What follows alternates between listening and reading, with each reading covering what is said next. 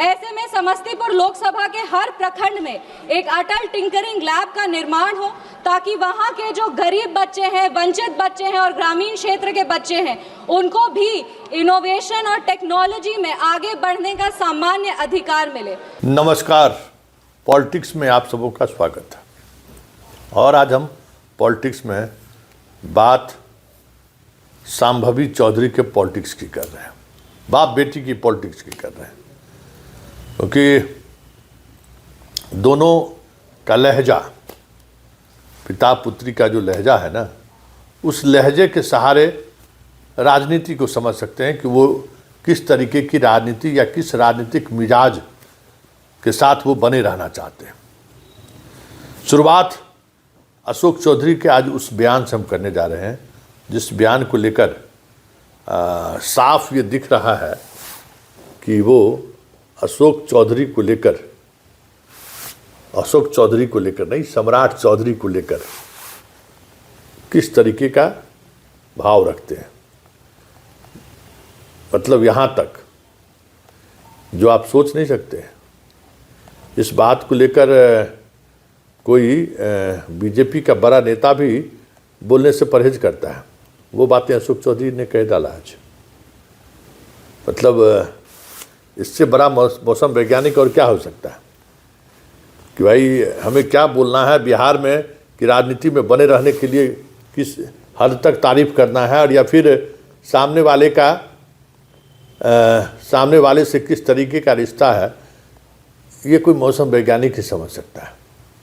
तो ज़रा पहले अशोक चौधरी जो मौसम वैज्ञानिक हैं, पहले उनकी बात सुन लेते, फिर उनकी बेटी की भी बात सुनेंगे। तो पार्लियामेंट में आज उन्होंने जो कही है, बोल दी, और जिस तरीके से सच स्वीकार कर लिया है। भले वो सरकार के साथ खड़ी दिख रही हैं, लेकिन आज वो सरकार की कलई खोल दी कि बिहार को लेकर मोदी की सोच क्या है, बिहार को लेकर दूसरे विभाग के लोग का क्या नज़रिया है।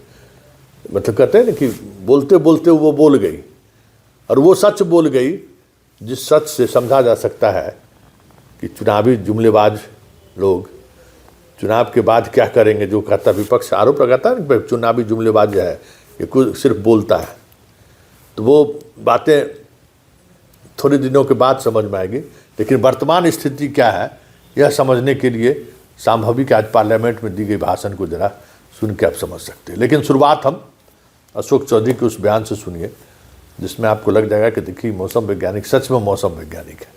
और यही खासियत है कि लाख कुछ हो जाने के बावजूद भी, तमाम विपरीत परिस्थिति के बावजूद भी वो जनाब मंत्रिमंडल में शामिल है।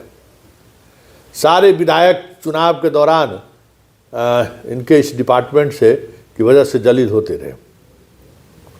मुख्यमंत्री भी दूरी बनाते हुए दिखे, अभी भी बहुत नज़दीकी नहीं है, लेकिन मंत्री बनने की बात हुई तो चुपके से इनको फ़ोन पहुंच गया। कुछ तो बात होगी ना।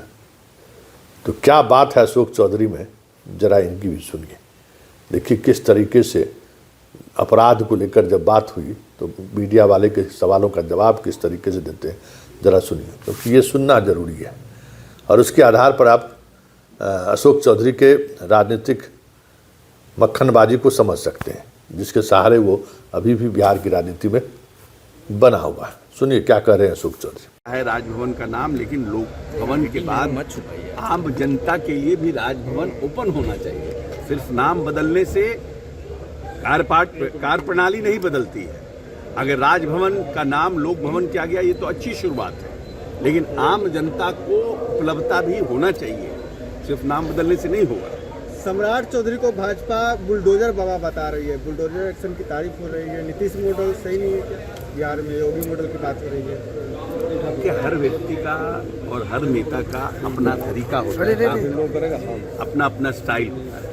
सम्राट जी का भी एक स्टाइल है, नौजवान आदमी है, लंबे समय से मैं उनको व्यक्तिगत रूप से जानता हूँ, तो वो भी अपने आप को अच्छी तरह से, जो यातायात में परेशानी हो रही है, पटना पूरी तरह से चौक रह रहा है, उस पर काम कर रहे हैं। जहाँ जहाँ इंक्रोचमेंट है वो तो खत्म होना ही नहीं चाहिए, इसमें खराबी क्या है? बुलडोजर योगी मॉडल से दिक्कत नहीं है आप लोगों को? अभी ये सम्राट जी का मॉडल काहे नहीं होगा, योगी जी का मॉडल होगा? क्यों सम्राट जी कम है क्या योगी जी से?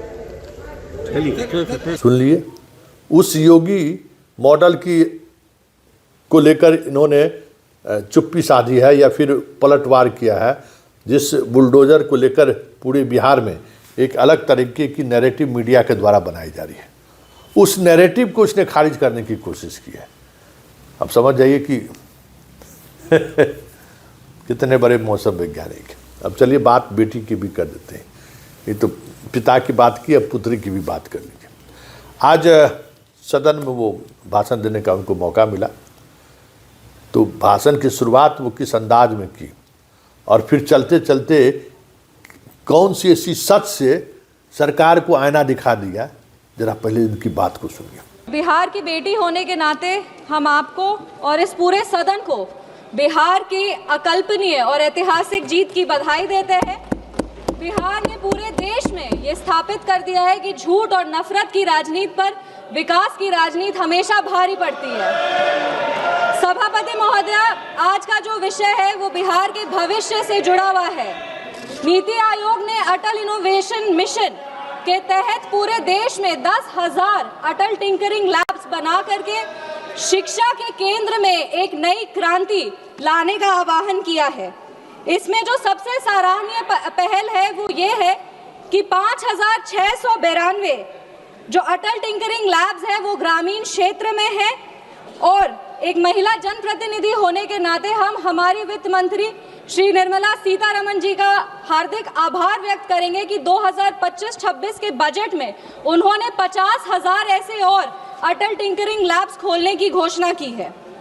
आपके संज्ञान में लाना चाहेंगे महोदया कि बिहार जो ज्ञान की धरती है वो अभी भी इस विषय में कहीं ना कहीं पिछड़ रही है। आंकड़ों के हिसाब से बिहार में बस 97 लैब्स हैं, जो वहां के विशाल छात्र आबादी के लिए अन्याय है।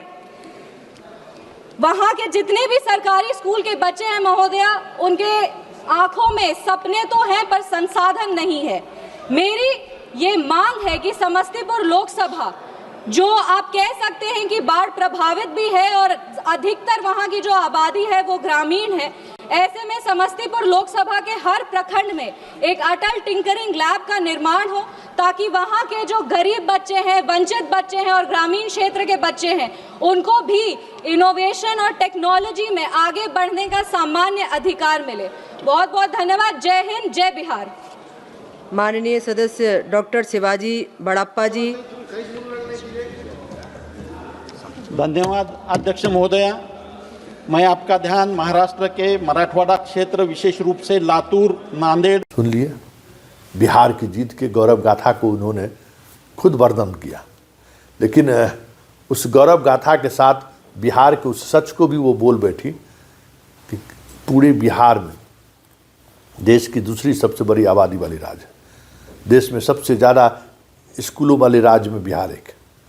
वहाँ वाजपेयी टेक्निकल लैब, जो भारत सरकार की योजना है कि 6 से 12 तक के स्कूलों में लैब की स्थापना करनी है, उस पूरे जहाँ समझ जाए कि कितना स्कूल है बिहार में, और मात्र 97 स्कूल में इस तरीके का लैब है,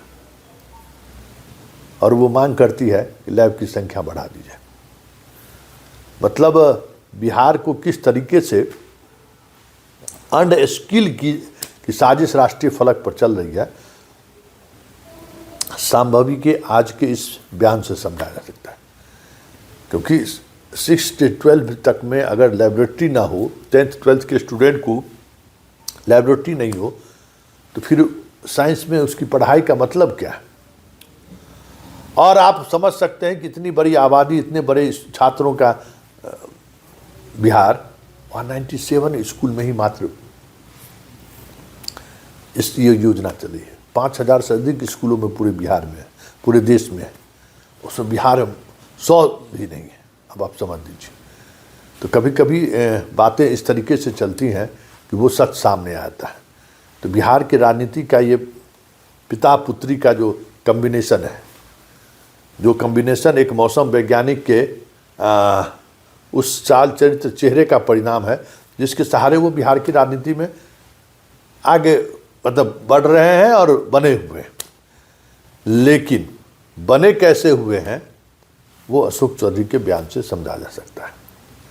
और आने वाले समय में संभवी की राजनीति किस मिजाज की होगी या किस तरीके की वो राजनीति करेगी, वो अपने बयानों के सहारे आज लोकसभा में व्यक्त कर दिया। हालांकि कोई ये बगावत कर देंगी ऐसा नहीं है, या फिर ऐसा भी नहीं है कि ये कुछ ऐसा कर जाएं जो इसका एक अलग पहचान बन जाए।